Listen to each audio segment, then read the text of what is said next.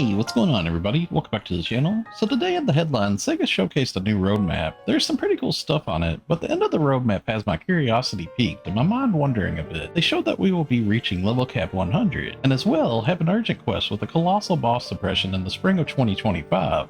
Now this is pretty far away, but still. Now I think it's safe to assume this urgent quest colossal boss will likely be the endgame story finale. If you're currently caught up on the story, you should know who we will be facing off against. Now I'm a little concerned knowing that the story is reaching a conclusion and seeing the level cap raised to 100, as this makes me start to wonder, what's happening next? Will NGS be stopping at level cap 100? Will there be a continuation of the game content and level cap increase to level 105 and beyond? Really, I honestly wish that they had gave some more info on what to expect with the future of NGS, because right now I have mixed feelings on whether the game service will be continuing with the future expansions of content and story, or if NGS is on its way to an end and another Phantasy Star game might be surfacing in the future to replace this. Now I've been a long-time fan of the Phantasy Star series, hooked since Phantasy Star Universe, and I know a bit about the history of these games and how the level caps affect the game's life. Now originally Phantasy Star Online went to level cap 100, but they made some expansions for it and it went all the way up to level cap 200. Now Phantasy Star Universe originally also stopped at level cap 100, with 10-star armor and 12-star weapons being the max,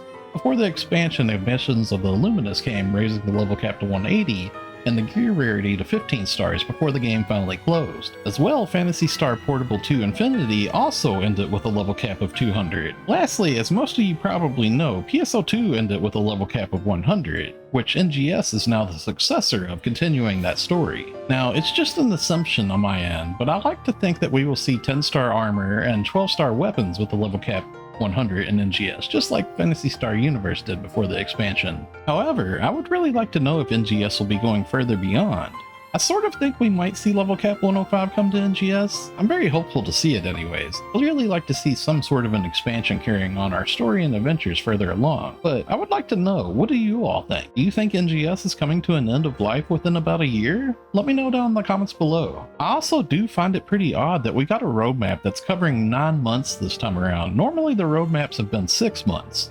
But I think there's a lot of good stuff on the roadmap. I also think that they are going a bit overboard with some of the limited time stuff. If you count up all there is, there is 24 limited time things on this roadmap, which is kind of absurd, honestly. It makes the whole limited time thing seem a little less special to me, really. Though I will admit, a lot of the limited time quests they have been making have been very cool and fun to run.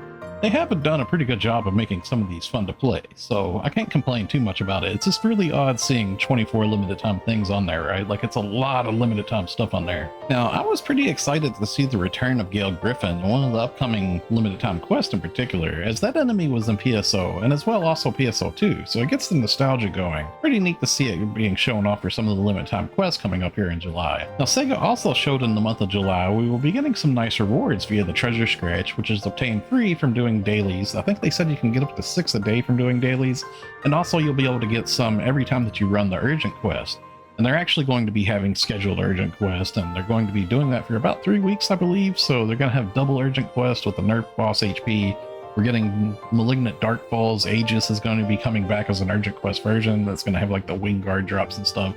There's quite a bit of good stuff coming. And one of the big things that's catching my eye with this treasure scratch this time around is they're actually giving us a really rare and OP emote. It's the Episode Oracle emote. Those are some really cool emotes. Some of the Oracle ones are some of the best ones in my opinion. You can like go upside down with them, you can rotate and float, you can move around and stuff, and they're extremely rare too. Now I'm sure that some of you have probably noticed in the roadmap we can also see that there's a silhouette of what I think is Omega Masq from base.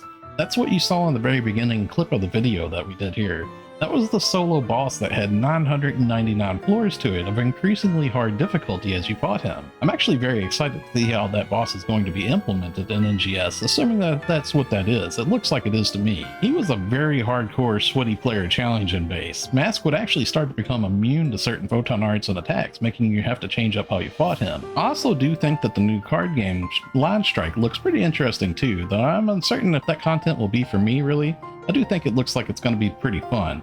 I like that they mentioned we can get 30 free scratches per week for pulling cards as well, and you can also chase them from getting titles and stuff too, so it's not going to be all just like straight up pay to win. You'll actually be able to work towards getting cards and stuff, which is a really nice thing. They also showed off like a pretty flashy little video concerning the Mars weapons that's going to be coming to the game, and I feel like that's a major throwback to PSU SUV, as well as also the PSO2 Dark Blast. The fact that there's actually some variety in what you pick for it makes for seeing a lot of fun experimenting going on out there, and also like there's going to have like some skill trees to it and stuff, so it's going to be pretty in-depth. I think it sounds pretty interesting too. I just wanted to mention some of the things that I do like seeing in the headline, because there is a lot of love for me left in NGS and excitement to be had for upcoming content.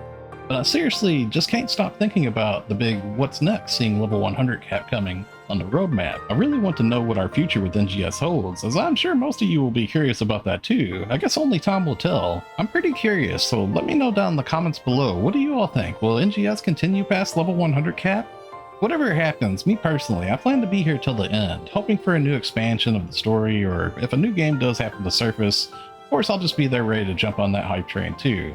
So I really do hope to see NGS carry on to level 200. Thanks a lot for watching everyone, stay safe and have a wonderful day friends. I'll see you all in the next one.